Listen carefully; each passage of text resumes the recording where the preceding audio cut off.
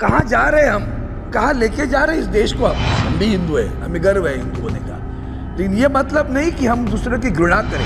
हमें हमारी पार्टी को भी कहा, नकली का हमारे आदरणीय उद्धव जी ठाकरे साहब पर भी लांछन लगाए। शिवसेना से गुट टूट कर गया, फुट कर गया, भाग गया, भगोड़े थे गए। उन्होंने कहा 400 पार नहीं, अब की बार भाजपा तड़ी पार। वो नारा लगाने वाले Uddhav ji Thackeray. Honourable chairman sir, महामहिम राष्ट्रपति के अभिभाषण पर अपने विचार व्यक्त करने के लिए आपने समय दिया, इसके लिए बहुत बहुत धन्यवाद।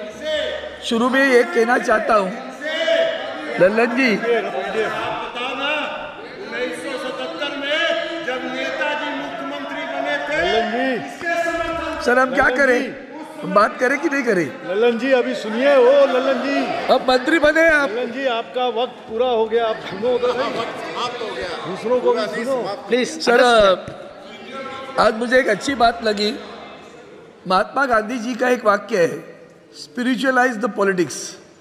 Today I heard the speech of the opposition party leader which was spiritualizing the politics today, and I really appreciate his speech today, the way he spoke about the spiritualism of the politics, but somehow it is the other way in the country right now. और आपने भी उस पे भाषण में कहा ही है, जब राष्ट्रपति महोदय की महाभाषण पे विचार व्यक्त करने के लिए खड़ा हूँ तो थोड़ा सा अंतर्मन में सोच रहा था कि सही में चुनाव कैसे हुआ, और जो गिरावट हमारे प्रचार में आई थी वो देखकर बहुत सदमा होता था, दुख होता था। खास करके आदरणीय प्रधानमंत्री जी के पद पर रहे हुए व्यक्ति की जब विचार प्रकट होते थे तो बुरा लगता था।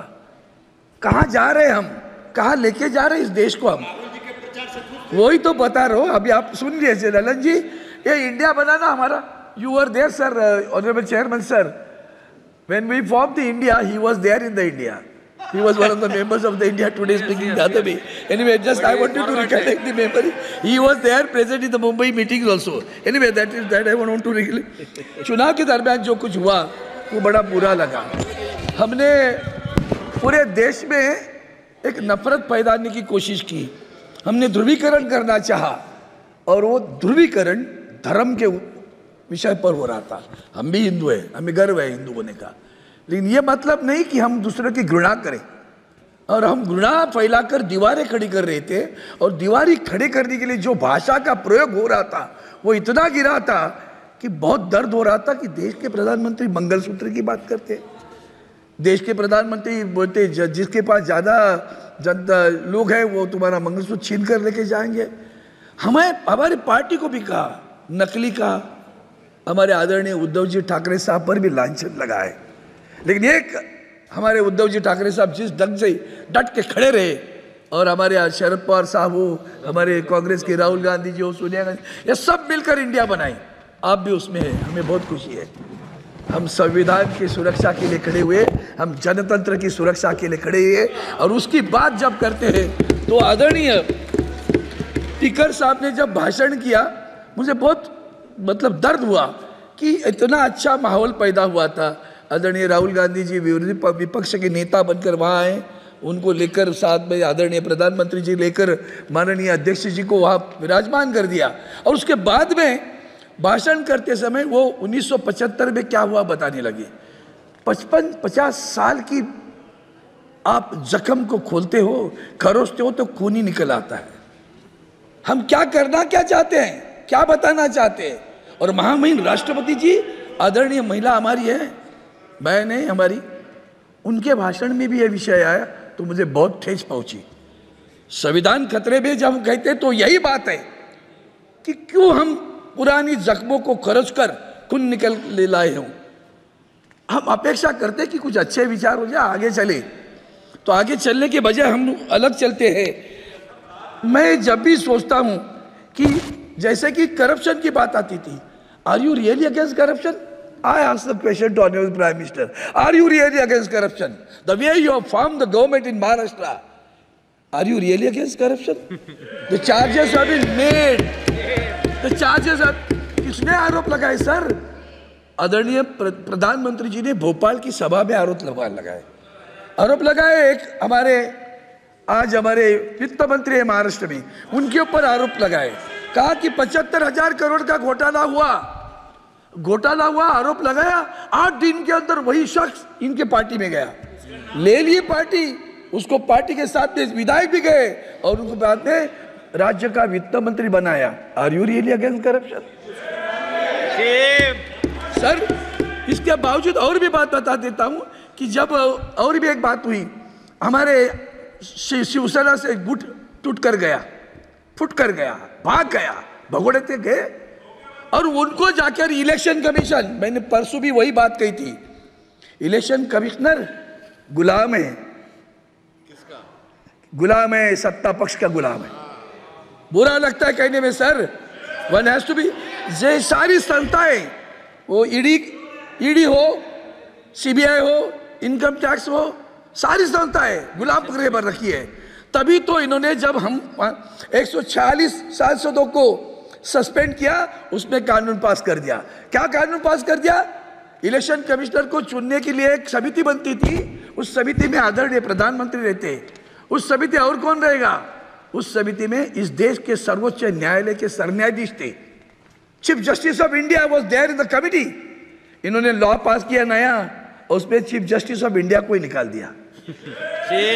और क्या किया? प्रधानमंत्री will be there and another minister will be there. Who is that?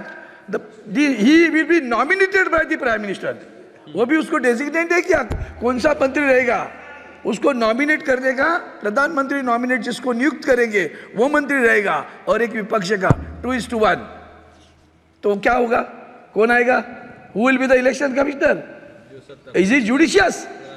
We are fighting in the supreme court, और आज भी हमें न्याय नहीं मिल रहा है। Justice delayed is justice denied. I request the honourable supreme court through the house, kindly look into this issue. It is you know, the sanctity of the democracy has to be maintained. उसका पवित्रता रखनी है तो judiciary भी ऐसी बंद होनी चाहिए। वो तो चंडीगढ़ का मामला था ना, वो आईने में आया करके तो छुट गया, नहीं तो चंडीगढ़ का मेयर भी जाता था। ये कम नहीं है ये लोग, और इसलिए मैं कहता हूँ कि ये जो संस्थाएं जो बनी है ना, महामहिम राष्ट्रपति जी, आपको भी कान खींचने का अधिकार है, आपने नहीं कान खींचा। जो भी सारी चीजें गलत होती है, आप कुछ नहीं बोलती। हमने अनुभव कर दिया सर, इसके लिए मैं बोल रहा हूं सर। अब ये जैसे इतने सारे विषय है, महंगाई पे हो या बाकी सारे, मणिपुर सर, मणिपुर में मैं 6 दिन रहा। I was there in for 6 days। I was there in Manipur. I have witnessed it कि मैती और कुकीज में कैसे झगड़ा चल रहा है वहाँ, और देश एक राज्य। मैं उसी दिन मैंने कहा था चैनल पर आकर कि the state is divided, the honourable prime minister is silent. मौनम सर्वार्थ साधनम। व्हाट अ मौन। ये मौन अच्छा है देश के लिए? बहुत दर्द होता है सर। और जो अगर आपने वीडियो क्लिप देखी होगी ना, ये देश को कलंकित, सिर्फ वहाँ दंगा नहीं है सर, वहाँ जिस तरह से कि हमारी बहन के साथ अत्याचार हुए हैं ना, वो देश को कलंकित करने वाले अत्याचार है। ये लांछन है इस देश को। आवाज नहीं आई सत्ता पक्ष से, ये बुरा लगता है। सभापति महोदय, मैं और एक चीज कहना चाहता हूं कि आज भी इलेक्शन कमीशन हो, परसों उसके चुनाव में और एक बात हुई sir. Have you noticed it mister chairman? Have you noticed it? 2 things happen. The honourable prime minister and the honourable home minister, दोनों ने कहा, एग्जिट पोल याद है? हाँ, 400 पार। और दोनों ने कहा कि मार्केट में इन्वेस्ट करो, मार्केट में इन्वेस्ट करो, 4 तारीख को चौक जाओगे, बड़ा प्रॉफिट हो जाएगा। पहले तो लोग बैंकों में पैसे रखते थे, आजकल बेचारे रिटायर्ड होते तो सोचते चलो भाई म्यूचुअल फंड्स में डालेंगे या कई शेयर्स में डालेंगे। Common man is also there in the market right now. और इन्होंने कहने के बाद 400 पार, एक ही इंसान ने पहला नारा लगाया हमारे देश में, वो है उद्धव जी ठाकरे साहब ने। उन्होंने कहा 400 पार नहीं, अब की बार भाजपा तड़ी पार। वो नारा लगाने वाले उद्धव जी ठाकरे थे, वो नारा लगाया सर। इसके बाद में लोगों ने पैसे उसमें इन्वेस्ट कर दिए। 4 तारीख को 400 पार वाले 240 पर आए और मार्केट गिर गई सर। 30 लाख करोड़ का नुकसान हुआ, 30 लाख करोड़ का नुकसान हुआ सर एक दिन में। हम सेबी के पास गए थे, हमारे साथ तृणमूल कांग्रेस के नेता थे। हम उनके साथ में गए, सेबी को मैंने कहा कि इसकी इंक्वायरी होनी चाहिए, आज भी उसकी बात नहीं हो रही है।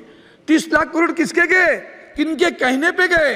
आदरणीय प्रधानमंत्री जी, आदरणीय गृह मंत्री जी, ये अब इन्होंने कहा पैसा इन्वेस्ट करो, 30 लाख करोड़ का घोटाला हुआ, घपला हुआ, नुकसान हुआ, कौन जिम्मेदार है इसे? कोई जिम्मेदार नहीं है। और सब यही इसी तरह से और भी बातें हैं सर। एक पहला महत्वपूर्ण मुद्दा है, हमारे पास बुजुर्ग है, महामहिम राष्ट्रपति से मैं अपेक्षा करता था, उन्होंने जब इमरजेंसी भी बोली sir, just you can take 1 minute. I thought just I want to give me alarm. Then she spoke about the emergency. I don't know how much old she was that time, but then somehow she spoke about it. और जब बुजुर्गों की बात आती है sir, बुजुर्गों की pension के बारे में बात इस कीजिए, कई भाषण में उसका उल्लेख नहीं है। बेरोजगारी के बारे में कहीं उल्लेख नहीं है। बेरोजगार तड़प रहा है, PSUs are being sold out, और बेरोजगार रास्ते में तड़प रहे। हाल ही में कल परसों सर हमारे पास पुलिस की भर्ती थी, उस पुलिस की भर्ती में 2 जवान युवा मृत्यु हुई उनकी दौड़ने के बाद में। कोई कुछ दर्द नहीं होता? किसान आज भी आत्महत्या कर रहे हैं सर हमारे पास। और सर PSUs के बारे में हम बात करना चाहते हैं। हम चाहते हैं कि इनकी नीतियों की वजह से आत्मनिर्भर Please wind up. You are having one more speaker. Yeah, you are having one more speaker in your party. Yeah, I'll conclude in 1 minute. That's the reason I'm concluding now. I got it. I got it. I want him to. That is the reason I am not talking on farmers. मैंने किसानों पे बात नहीं की, मैं एक ही बात करना चाहता हूँ। जैसे बुजुर्गों की बात की, बुजुर्ग के पेंशन की बात की, बेरोजगार की बात करता हूँ सर। रिक्रूटमेंट कैसे होती है? अभी तो नीट का विषय आया ही है, सारी परीक्षाओं क्या है? आपने कभी स्टाफ सिलेक्शन कमीशन का सोचा है? मेरे यहाँ मुंबई में इनकम टैक्स में 1200 तृतीय श्रेणी के वैकेंसीज निकली, और उसमें स्टाफ सिलेक्शन कमीशन से रिजल्ट आ गया। डाउट है, 1200 में से महाराष्ट्र में से सिर्फ 3 लोग पास हुए, मुंबई में आए। इसके ऊपर भी बहुत गहरा इसकी जांच करनी चाहिए। जो लोग कैजुअल लीव के एप्लीकेशन नहीं लिख सकते हैं, वो बाबू बनकर वहां आया है सर। ऐसी स्थिति है। और इसलिए मैं आपसे प्रार्थना करता हूं कि हम लोग पुरानी बातें निकल कर, इतिहास भूगोल क्या क्या निकाल कर जो देश को विघटित करने का विभजनकारी विचारों को लेकर आगे चल रहे, मेरी प्रार्थना है आप सभी से, खास करके सत्ता पक्ष से, छोड़ो कल की बातें, कल की बात पुरानी, नए द्वार पे लिख देते हैं मिलकर नई कहानी। हम हिंदुस्तानी, हम हिंदुस्तानी, हम हिंदुस्तानी। जय हिंद, जय महाराष्ट्र। Thank you.